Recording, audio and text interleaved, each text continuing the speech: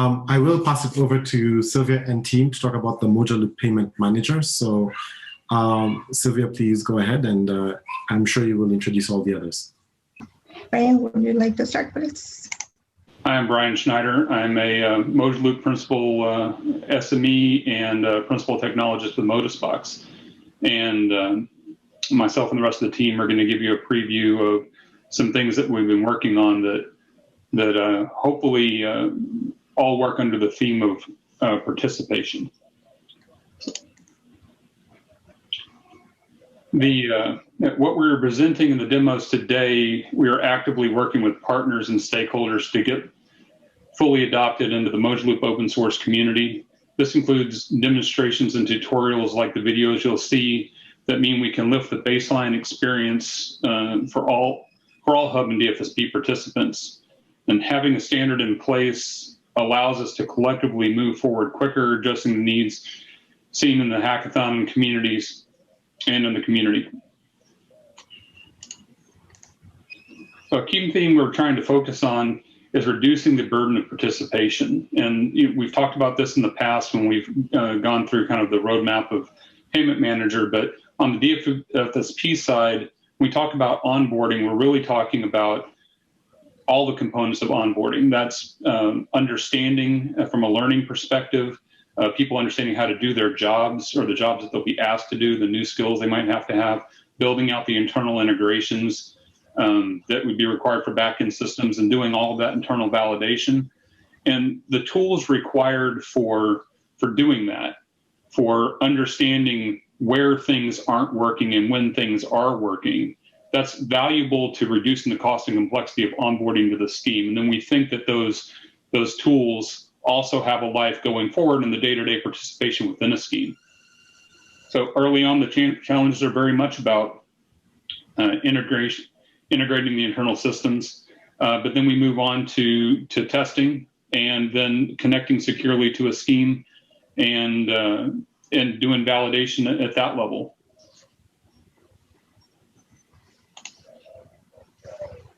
So first, yeah, we're on the wrong way. So first, we're going to talk about in sections 1 and 2 here some of the work we've done to commoditize the deployment of labs, and then we'll move on in 3 and 4 to show how Payment Manager solves these problems by lowering the barrier for participation and aims to improve the overall scheme by establishing a standardized set of capabilities to become the norm. This is about providing the confidence to know when things are working correctly, and when there is a problem, having the tools to quickly know where the root cause lies, both locally and at a scheme level. Now I'll hand over to David Gettings, who is working on the Myanmar pilot. Thank you very much, Brian. Yes, my name's David Gettings, and as Brian said, I'm working on the Myanmar pilot. And one of the key aspects about when you're onboarding or adding a DFSP is you obviously need to have a Mojaloop switch to connect up to. But it's not just a case of connecting the DFSP directly to the Mojaloop switch. There are other aspects, particularly if we want to make this more realistic for some kind of onboarding process. So there's a various security aspects, such as registering APIs to the API gateways, identity management, and a whole host of other things. And so one of the things that we've been working on is automating that setup of not only deploying a Mojaloop switch into a cloud infrastructure, but also automating the instantiation and some of that configuration for all of these production-like services, such as an API gateway, monitoring, identity management, dependency caching. So, you know, with Mojaloop being and all of these other services being Kubernetes-based, we have containers flying everywhere, and there are changes throughout the industry about how many containers you can download from their different locations. As well as doing all of that stuff of setting up an infrastructure so you have a switch for which a DFSP can onboard with.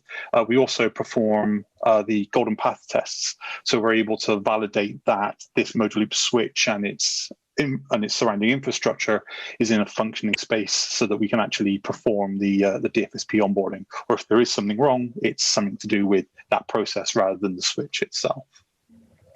Go on to the next slide, please. So The way in which we've structured this is it has three main objectives. One of the key thing about is making a deployment of a switch consistent and repeatable.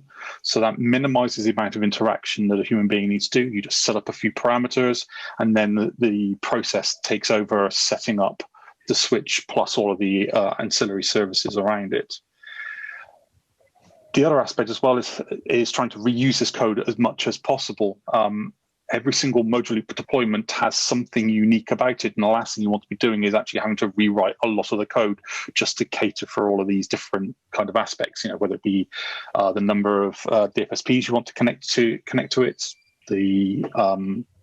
or the base currency that the switch actually operates with. So we've written this in a way that allows you to make those kind of changes without actually having to do a lot of rewriting of code. And then finally, it's the flexibility. So as you can see here with this diagram, what we've tried to do is ensure that an account has multiple instances or multiple tenants. And within that tenant, we can have multiple instances. So for example, here we have one tenant for the bank. They can have three environments there, one for development, one for testing, and then one for staging. There could be another tenant, so for example, a different division within a bank, or we can just have a single tenant for bank or any kind of financial institution that happens to be using Mojaloop. So at this point, what I'd like to do is give a quick 5-minute demonstration of the process that is involved in creating an infrastructure or an environment using the IAC. This video is a demonstration of how to deploy a Mojaloop lab using infrastructure as code. What is being demonstrated here is in the process of being donated. In this video, we will go through all the stages.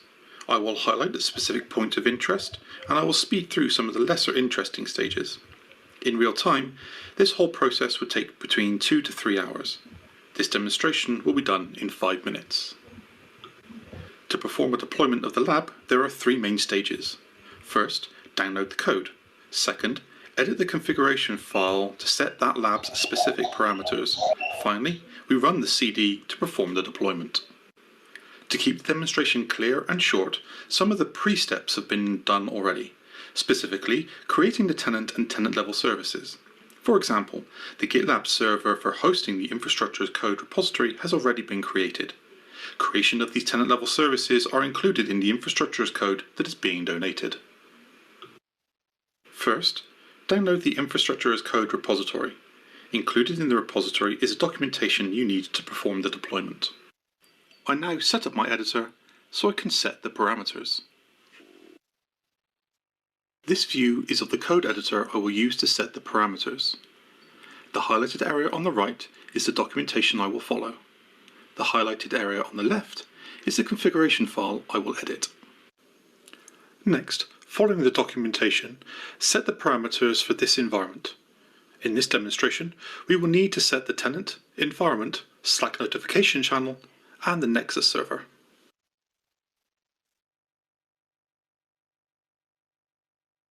Here, you can see that integration into Slack is included, allowing for alarms to be sent to the channel that you set up.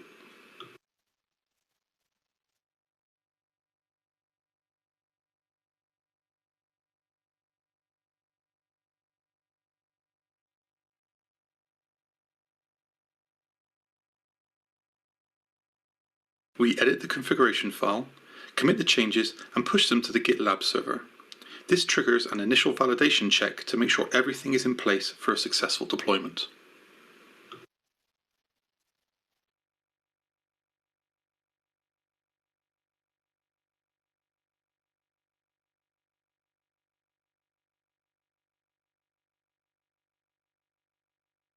Before we perform the deployment, I will quickly highlight the structure of the pipeline.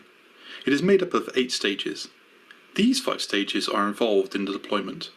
The other stages are for code validation, to make modifications to an existing deployment, or to destroy an existing deployment. The video will now quickly run through performing the deployment. This is done by clicking on each of the job's play buttons and waiting until it is complete.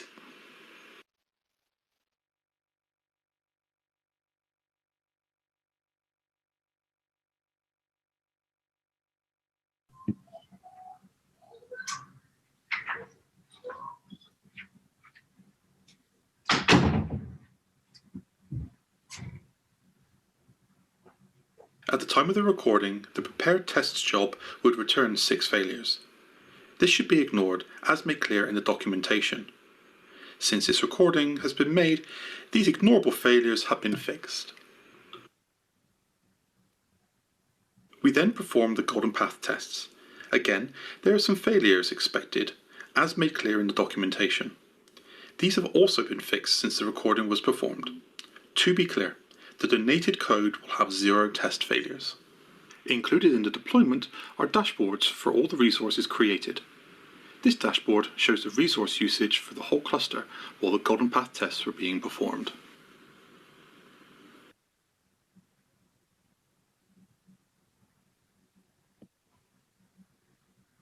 This dashboard shows the usage of a specific component in Mojaloop, the central ledger. And that brings the demonstration to an end.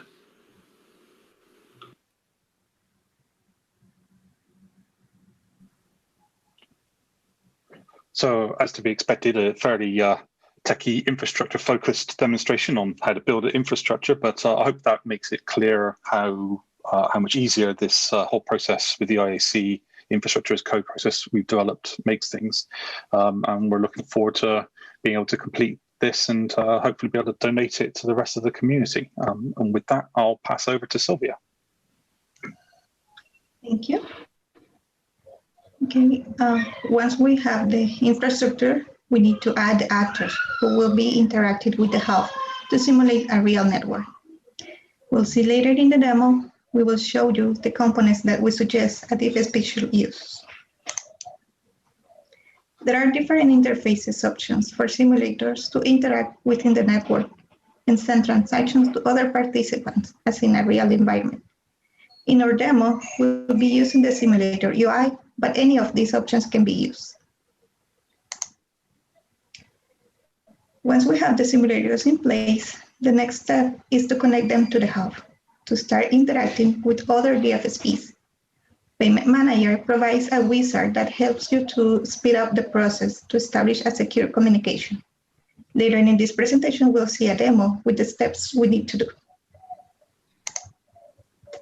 To be able to confirm the configuration we have done is working as expected, there are some tools that help you to track transactions and servers connectivity.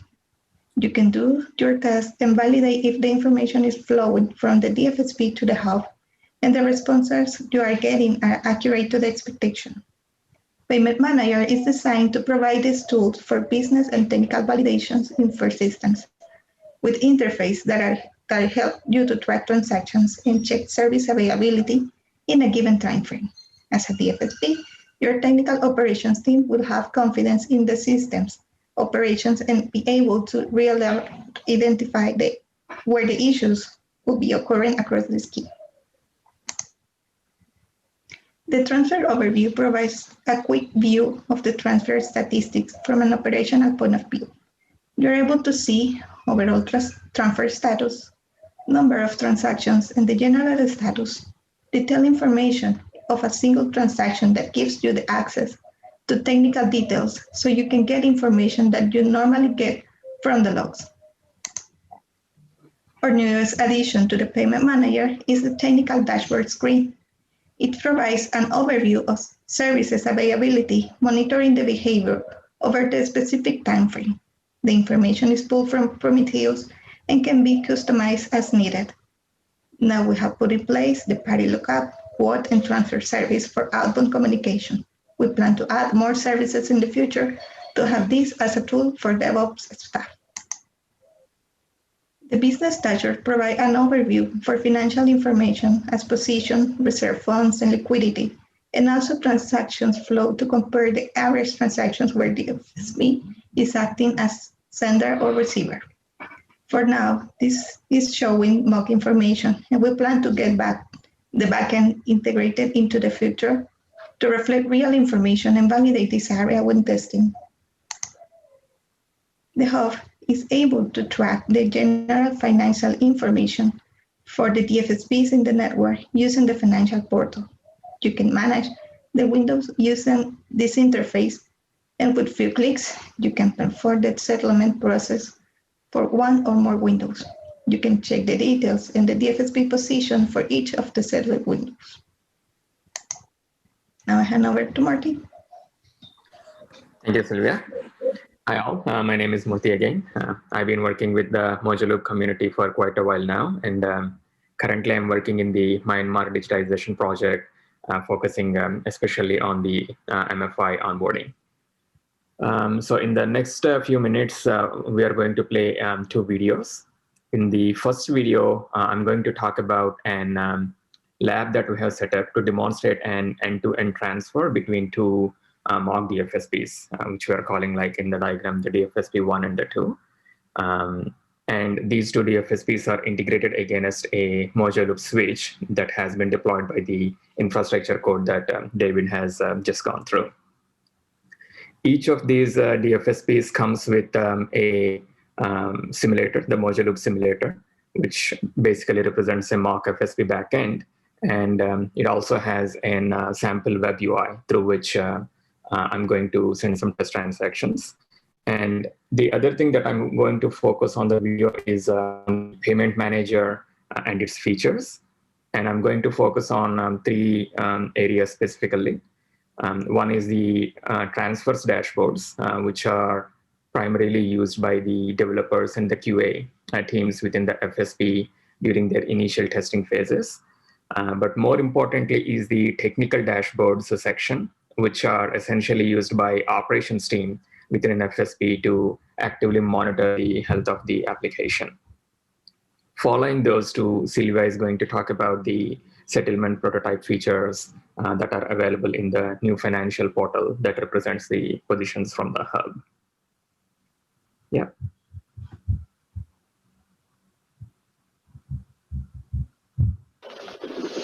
Hi, this is Murthy from Motorsports. I'm going to talk about the end-to-end setup that we created in a lab environment using Payment Manager for Mojaloop. So what we have here are DFSP1 and DFSP2, which are mock DFSP instances, and they are provisioned on separate clusters that have Payment Manager for Mojaloop installed in both of them. And they also have a simulated backend, which you are seeing in the green color. That is a simulated backend just used to pump transfers to simulate the end-to-end setup. So in the next steps, what I'm going to do is, before sending the transfer, I'll be opening the finance portal, which shows the DFSP positions on the hub side. We are first going to go through those positions, note down the existing positions, and then come back to the Mojaloop simulator UI, send a transfer that goes all the way from DFSP2 to DFSP1. And then once that is done, we are going to go back to the finance portal on the hub side to make sure that the corresponding positions have been updated. And then we'll be going over through the payment manager on the DFSP1 side to go through the different screens and see how the transaction information is reflected on those screens. So now that we have context around the lab setup, I'm going to talk about the actual demo. And what you're seeing on my screens are 3 separate windows. The one that you're seeing here is the payment manager user interface. And specifically, you're looking at the transfers overview screen, wherein it has different sub-dashboards that talk about the percentages of successful transfers. And this specific dashboard will talk about the average transfer time it took for the entire end-to-end. And towards the bottom, it lists the successful and the failed transfers. And it also has a very nice breakdown in here that distinguishes between the different error types. And on the left side, I have 2 separate windows. The first window is the simulator UI, through which I'll be sending a end-to-end transfer. And at the bottom is the finance portal, which is showing us the positions of the DFSPs from the hub standpoint. So what I expect to happen is that once I click the send transfer button in the simulator UI, I expect the positions to be reflected accordingly based on the amount that I send in here in the UI. I expect the positions to change, reflect accordingly in the finance portal. And then I'm going to go to the payment manager and then show you all around the transfer details and how the accounts get updated in the different sections in here.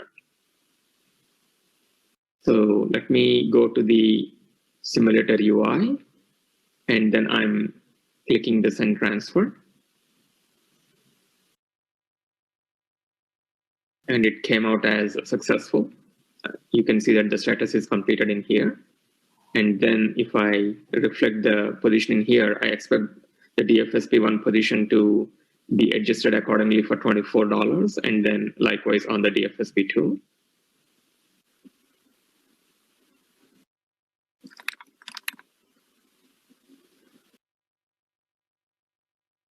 So you can see that the positions are updated in here.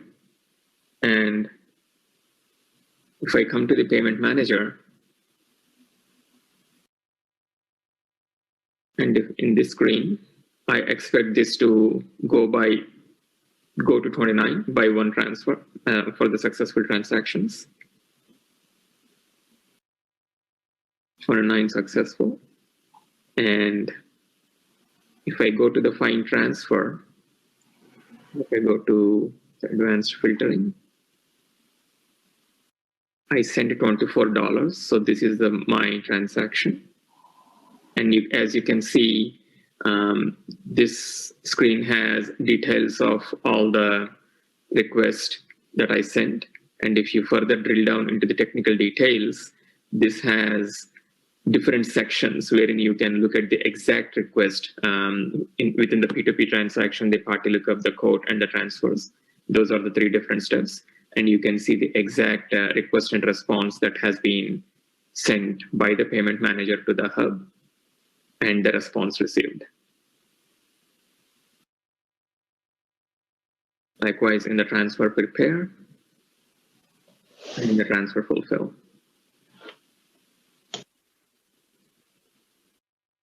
Here, I'm going to talk about the technical dashboard, which is part of the payment manager. The typical users for this dashboard are going to be the operations team within an FSP IT department.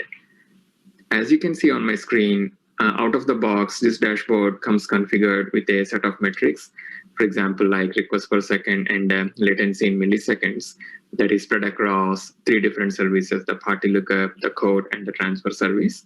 And these services are part of the peer-to-peer use case.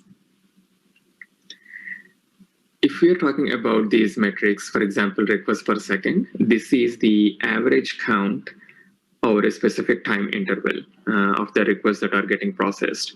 And because we're using Prometheus behind the scenes that provides data to these charts, the default configuration within Prometheus is 10 minutes, but obviously that can be changed according to the requirements. And the other metric is the latency, which is in milliseconds, that is tracking the request processing time. And as you can see, these set of metrics are repeated across all the services as well. Now, if I'm an operations person, a couple of the scenarios I can start applying these metrics are, like, for example, if I suddenly see that my latency is building up a lot, probably that is hinting at a potential timeout scenario, either at my application side or on the hub side or on the other FSP side.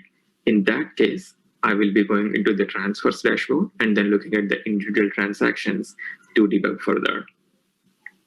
Another scenario can be like, for example, if I start seeing an unusual volume, unusual requests that are hitting my application, then potentially that might be indicating a denial attack that obviously requires immediate attention. So these are just a couple of the scenarios that I want to introduce in this video. But obviously there are a lot more scenarios that an FSP's operations team can start using this dashboard for. And we are happy to discuss about those scenarios offline. Thank you. This is Silvia Hernandez from Mojaloop. Continue with the P2P transaction. We saw already how we can track the information over the payment manager, and also how we can see the positions and how they change for each of the DSSP. the final step is to do a settlement for the window that we have open. In this case, we will use the window ID for. First, we need to filter the information to get the open windows between these dates. We just go for the open one and click close.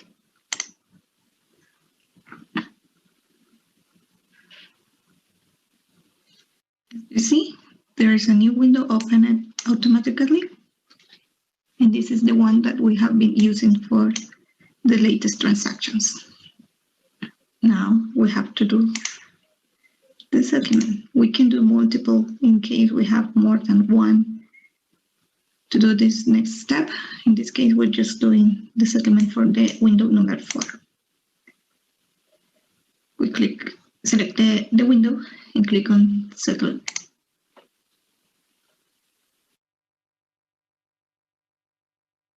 Okay, the settlement is complete. So we can go and check more details here. We can see the DFSPs that were involved in those transactions. We can see the information about the date range that it covers and the total value. We can also see more information for a DFSP specifically.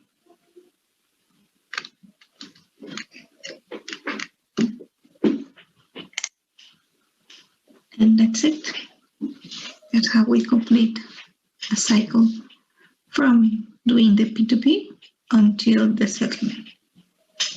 Thank you.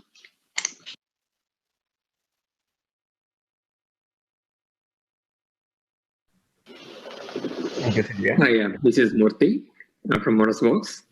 I'm going. Yeah, sorry about that. Yeah, thank you, Sylvia. So that video was a brief overview of the payment manager features targeted towards the dashboards and the operations team. In the next video, we are going to talk about the features that talk about the DFSP onboarding, how payment manager is going to simplify the onboarding process that a new FSP will be going through. Hi, my name is Murthy and I'm from Motorsports. Today in this demonstration, I'm going to talk about how we can use Payment Manager for Mojaloop to easily onboard a new FSP that is looking to integrate with the switch and then start sending transactions. Now, creating these certificates is an extremely manual process. And if I recall correctly, it is around some 150-step process. Even though we have extensive documentation covering all those steps in finer detail, that is at the end of the day, that is still a very manual process, and there is a lot of room for errors to creep in. That is where the payment manager comes in. It automates majority of those manual workflows so that the onboarding time is significantly reduced. In the next couple of screens, I'm going to walk you over the steps involved in configuring the client-side and the server-side certificates. So what you see on my screen on the right-hand side is the connection manager UI. And on the left-hand side, I have the payment manager UI that is deployed on one of the simulator instances. So if I go to the connection manager, I logged in as a hub operator. And the very first thing that I do is I upload the certificate authority chain, which is what in here. As you can see, the switch server is a certificate authority chain. And if I go into the client certificates, and if I go to the DFSP CSRs, you can see that there are no existing requests from the DFSPs for signing a certificate. So in the next step, what I'm going to do is I'm going to switch over to the payment manager instance. And then I'm going to go into the connection wizard. And connection wizard is a place where I'll be configuring all my technical details. And if I go into the technical setup, and I'll be going into the CSR exchange. So this is a client-side certificate exchange. As you can see, there are options in here wherein a DFSP operator can manually upload a CSR, but there is also an option wherein they can, using this button auto-generate, they can click that to auto-generate the CSR. So what I would expect is if I click this button, a CSR should be generated, and that should be uploaded into the connection manager on the server side. Let me click that button now. That is complete. So if I come to the connection manager and if I refresh my screen,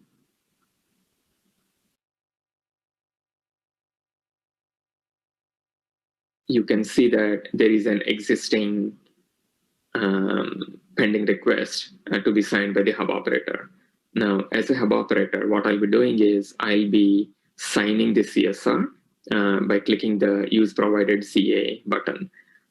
Now, if I click this Use Provided CA, that is going to use the underlying certificate authorities that I uploaded in the previous step. So I'm going to click that button, and when I click that, I expect that the connection manager should be creating a certificate. As you can see, it is created in here.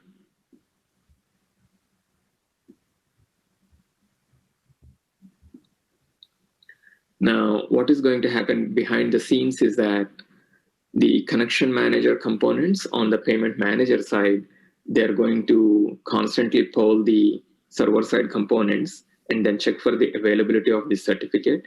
And as soon as that is available, it is going to download that and it is going to forward that information to the Mojaloop connector instances, and they'll be reconfiguring that information. So those are all the steps that are required for the client-side certificates. Now, if we move to the server-side certificates, I want to briefly talk about how this process happens. If I go into the connection manager again on the right side, and if I go into the server certificates, and if I go into the DFSP server certificates, you can see that there are no existing valid server certificates in here.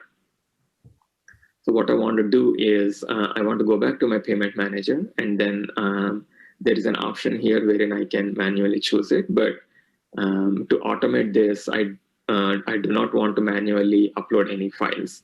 And as you can see, there is no feature existing to automatically generate from the UI side, but there is a backend API that we can call that automatically generates all these certificates.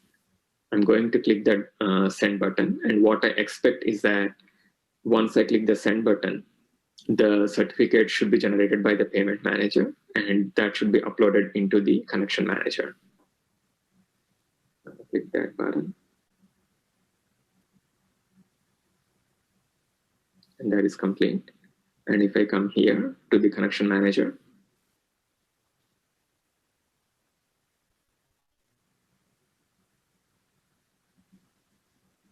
you can see that there is a DFSP PM for ML sender FSP available in here.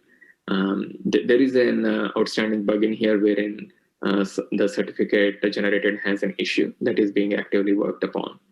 But these are all the steps that I wanted to show you in this video around how to configure TLS on the hub side using Payment Manager. As you can see, with just a couple of clicks, and we wanted it to be that way, that we are replacing a lot of manual workflow that is happening previously. And with this templates and with this automation in place, our hope is that we should be able to onboard any new FSP within a 2-week time frame. And we are definitely targeting for that. And we'll be happy to report those results, hopefully in the next convening. This is all I wanted to show in this presentation. Thank you so much for your time.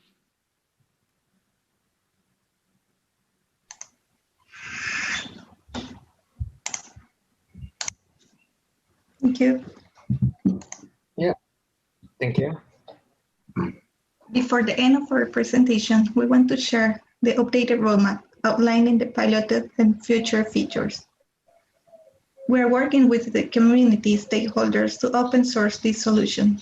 Please reach out to me if you'd like to help the pilot or to contribute the effort.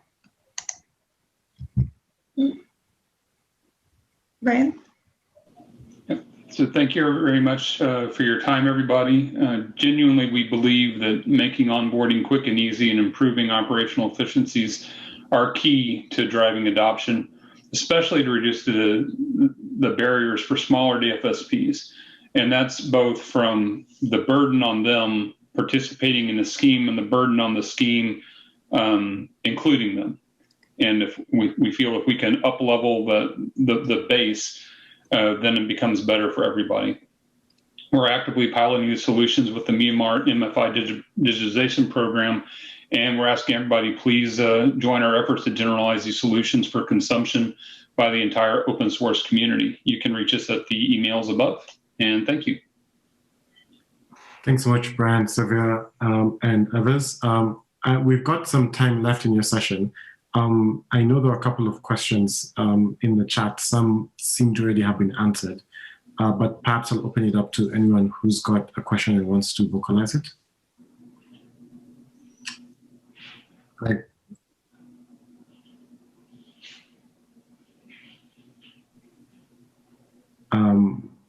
I see a hand. Yes, Miller. Hey there. This is really great. Thank you very much for this demo. I think this is what we're talking about when we say removing friction. In fact, this is the place where there's going to be the most friction once you get into a deployment. And I think a lot of potential adopters will understand that, and they'll have both uncertainty and they'll see risk if they have to onboard a dozen, 100 or more financial institutions over a number of years to get their system fully running. And if they have to do those 150 steps you talked about manually each time, it's going to look painful. And that's going to lead to ambiguity during the adoption cycle. This removes all of that. It says with a few clicks, you can have your lab coats in the lab onboarding to a pilot environment and then switching to live. I think this is going to remove a lot of uncertainty. And so I would definitely prioritize this. And what do you think are the next steps for this and the timing as far as getting this ready for? It sounds like you're going to contribute this or offer it as a contribution.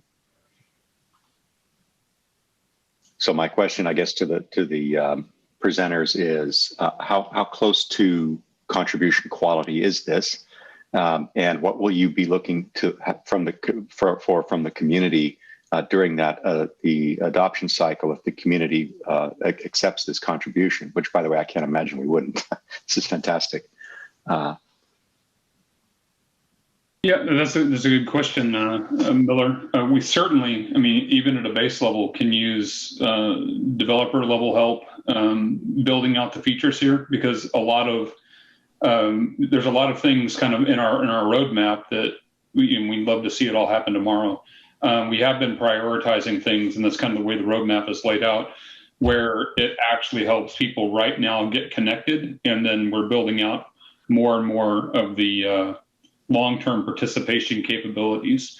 But initially they have to get on and then get on with doing their jobs.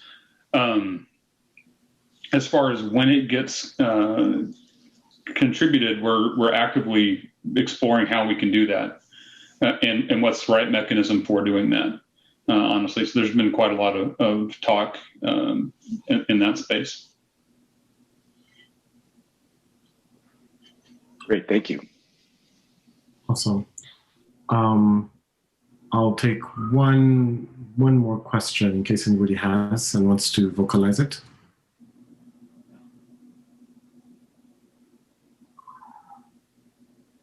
I don't see any hands. Well, again, Brian and team, thank you so much for that presentation. I think there's lots of excitement in the community about this, and we're all looking forward to see this contribution in the near future.